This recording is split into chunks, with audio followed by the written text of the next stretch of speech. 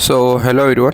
आज है भैया 17 दिसंबर और आज हम कर रहे हैं डेली प्लानर डिकॉर्ड। ठीक है, तो आई होप आप सब एकदम फर्स्ट क्लास होंगे। ठीक है, तो और जो भी अभी तक द एक्सपीरियंस नाम के टेलीग्राम चैनल पर नहीं जुड़ा है तो इसकी लिंक हमने डीएम के अंदर दे रखी है, साथ में इंस्टाग्राम की लिंक भी दे रखी है, इंस्टाग्राम पेज की, तो आप प्लीज़ उस पर भी अपडेट हो जाइए। ठीक है, आगे बढ़ते हैं। तो आज ज़्यादा टाइम ना गवाते हुए हम देखते हैं आज का डेली प्लानर डिकॉर्ड। ठीक है, तो आज है 17 दिसंबर 2025, वार है आज का बुधवार यानी कि वेडनेसडे। तो आज आपको पढ़ना है मैथ्स के अंदर वही सेम टेलीग्राम चैनल हमारे आदित्य रंजन सर का।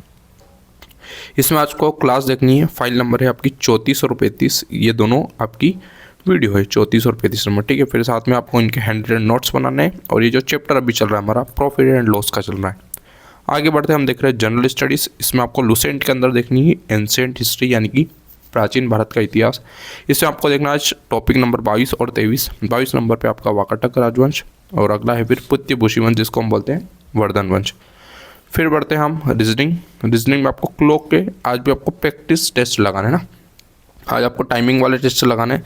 तो जो भी आपके पास पार्टिकुलर एप्लीकेशन है जिस पर आप टेस्ट लगा ले तो उससे वहाँ से प्रैक्टिस टेस्ट आपको क्लॉक के टॉपिक की करनी है और साथ में कुछ इसके क्वेश्चन प्रैक्टिस करने हैं जिस भी पार्टिकुलर एग्जाम्स की आप प्रिपेयर कर रहे हो उसका। ठीक है, आगे बढ़ते हैं। आपको इंग्लिश में टेलीग्राम चैनल देखना है वही निमिषा मैम का। आज आपको करना है 9 चैप्टर आपका खत्म हो गया, तो इसको एक बार अच्छे से रिविजन कर लेना है सारे नोट्स को जो आपने बनाए और साथ में इसके क्वेश्चन प्रैक्टिस करना है। ठीक है, तो ये चीज़ आपको आज इंग्लिश में बिल्कुल थोड़ी ईजी रहेगी। ठीक है, आगे बढ़ा हम देख रहे हैं जनरल स्टडीज़ में। जनरल स्टडीज़ में आपको पढ़ना है लुसेंट की ज्योग्राफी है ना।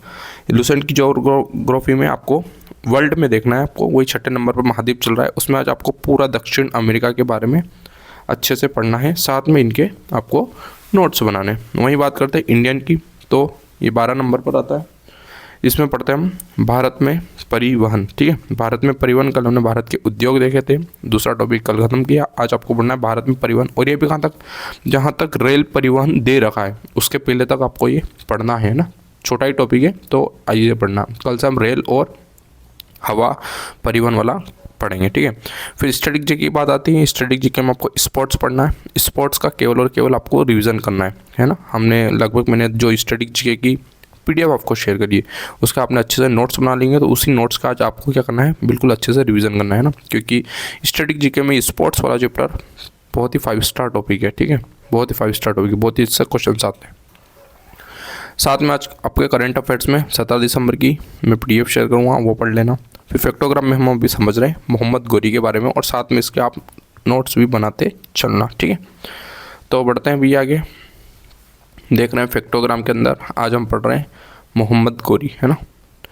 तो ये क्या है मोहम्मद गोरी, तो इसके बारे में हम समझ रहे हैं। तो ये तुर्क आक्रमण का तीसरा चरण आता है ना, इसके पहले 2 हो चुके, उसमें आएंगे आपके पहले आते हैं मोहम्मद गोरी। ठीक है, मोहम्मद गोरी में बात करते हैं तो भारत में मुस्लिम साम्राज्य की नींव रखने के लिए आए थे है ना। मोहम्मद गोरी की बात करते हैं। गजनवी के लगभग 150 साल बाद एक ऐसा शासक आया जिसका उद्देश्य सिर्फ लूटना नहीं बल्कि राज करना था ना। ये यहाँ पर लूटने नहीं आया था बल्कि यहाँ पर राज, अपना पूरा राजपाट फैलाने आया था। ठीक है, गजनवी और गोरी ये दोनों का क्या क्या मकसद था भारत आने के लिए हम वो समझते हैं। तो इधर लिखा मैंने मोहम्मद गजनवी और इधर है मोहम्मद गोरी।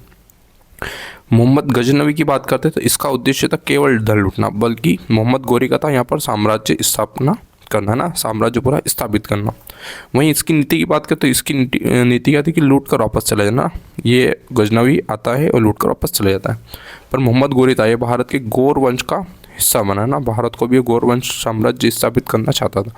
परिणाम क्या हुआ, केवल ये आक्रमणकारी था और इसका परिणाम क्या हुआ, तो यही भैया मुस्लिम साम्राज्य का वास्तविक संस्थापक माना जाता है भारत के अंदर कौन, मोहम्मद गोरी। ठीक है, तो ये थी। फिर इसके प्रथम युद्ध और अभियान, तो इसके अभियान लगभग 1175 से 1206 तक चले। ठीक है, पहला आक्रमण की हम बात करते हैं तो स्थान था मुल्तान में, गोरी की भारत में शुरुआत होती है ना मुल्तान से। फिर अगली बात करते हैं सन 1178 में गुजरात में पहली बार इसने लड़ाई करी थी, किसने, मोहम्मद गोरी ने। काईदारा की लड़ाई भी कहा जाता है। इसमें विरोधी कौन थे, तो भीमदेव द्वितीय जो चालुक्य वंश के थे, आबू पर्वत के पास पूरी तरह से पराजित हुआ। ठीक है, आगे बढ़ते हैं। फिर पढ़ रहे हैं हम तराइन का युद्ध होता है, तराइन का प्रथम युद्ध होता है। ठीक है, तो तराइन के प्रथम युद्ध कब होता है, तो 1191 में होता है ना, इस समय याद रखना है ना। फिर किसके बीच होता है, तो पृथ्वीराज चौहान की इसमें विजय होती है, गौरी की दूसरी बड़ी हार होती है ना, जान बचाकर यहाँ से भाग जाता है। आगे बढ़ते हैं, फिर चंदावर का युद्ध होता है, सॉरी तराइन का द्वितीय युद्ध देख लेते हैं यहीं पे। तो तराइन का द्वितीय युद्ध में क्या होता है, 1192, ये अगले साल ही होता है ना। फिर गौरी ने इसमें पृथ्वीराज को हराया था ना, जैसे आपने मूवी देखी पृथ्वीराज की है ना, पृथ्वीराज चौहान की, उसमें होता है तराइन का पहला युद्ध होता है, जिसमें पहले गौरी तो हार जाता है, फिर दूसरी बार वो आते हैं गौरी, है ना। फिर गौरी यहाँ से जीत जाता है। इसी विजय के उपरांत भारत में मुस्लिम शक्ति की स्थापना हुई थी ना। जैसे यहाँ पर पृथ्वीराज सिंह हार रहे थे, इनको बंदी बनाकर ये वापस अपने जगह ले गया था ना। और फिर दिल्ली नियंत्रण और अजमेर को नियंत्रण अपने अंडर में कर लिया, किसने, गौरी ने कर लिया था, ठीक है। आगे बढ़ते हैं, चंदावर का युद्ध देखते हैं। ये होता है आपका 1194 के अंदर, है ना, चंदावर का युद्ध। इसमें विरोधी कौन थे, तो ये राजा जयचंद थे ना। ये कहाँ के थे, कन्नौज के थे। देखो ऐसा है, इसके यहाँ पर शॉर्ट में समझाता हूँ। ये जो पृथ्वीराज से है ना, पृथ्वीराज चौहान थे, इनकी एक बेटी थी, है ना, संयोगिता, उनसे ये शादी कर लेते हैं, कौन, पृथ्वीराज चौहान। और इनके जो पिता थे वो थे जयचंद। ये करते हैं दोस्ती किससे, मोहम्मद गौरी से। और ये दोनों मिलकर पृथ्वीराज चौहान को, ये वाला जो युद्ध होता है प्रथम तराइन का द्वितीय युद्ध, इसमें पृथ्वीराज चौहान को ये बंदी बना लेता है और ये चले जाता है। फिर ये कब की बात है, तो ये 1191 की बात है। फिर आता है आपका 1192 आता है। इसमें क्या होता है, सॉरी 1194, ये है आपकी 1192 की बात है, और ये 1194 की बात है, ठीक है। तो 1194 के अंदर क्या होता है, चंदावर का युद्ध होता है। क्या होता है, चंदावर का युद्ध होता है। इसमें क्या होता है, तो ये मोहम्मद गौरी अब क्या करता है, तो ये जो थे आपके जयचंद जी, ये जयचंद को यहाँ पर हराकर अपना साम्राज्य स्थापित कर देता है, ठीक। तुर्की नियंत्रण और बनारस तक फैला ना, ये बनारस के राजा हुआ करते थे जयचंद, तो इनको ये यहाँ पर ख़त्म कर देता है, इनको भी मार देता है, ठीक है। तो इसलिए आजकल जो मुहावरा चलता है कि जयचंद जयचंद जयचंद जयचंद, यानी कि वही दोगले इंसान जो रहते हैं उनको जयचंद कहा जाता है, ठीक है। अब देख रहे हैं इसके कुछ अन्य महत्वपूर्ण तथ्य, ठीक है। तो सिक्के, राजनीतिक दूरदर्शिता। गौरी ने ऐसे सिक्के जारी किए जिनके एक तरफ कलमा और दूसरी तरफ देवी लक्ष्मी की आकृति थी। यह स्थानीय संस्कृति को स्वीकार करने की नीति थी। बहुत ही इंपॉर्टेंट है, जो गौरी द्वारा सिक्के चालू किए थे उसमें एक पहलू पर कलमा हुआ करता था और दूसरे पर देवी लक्ष्मी की आकृति। अगली बात करते हैं चिश्ती साम्राज्य। तो प्रसिद्ध सूफी संत हुए थे शेख मोइनुद्दीन चिश्ती, गौरी के साथ भारत आए थे और उन्होंने अजमेर को अपना केंद्र बनाया था और भारत में सूफीवाद की नींव रखी थी। तो इसके दो है, एक तो है आपका सिक्का और दूसरी चिश्ती संप्रदाय। तो इसकी स्थापना करी थी शेख मोइनुद्दीन चिश्ती ने, और ये गौरी के साथ आए थे, अजमेर में अपना केंद्र बनाया था, इसलिए आज अजमेर में इनका एक दिव्य स्थान बना है मुस्लिम साम्राज्य का, ठीक है।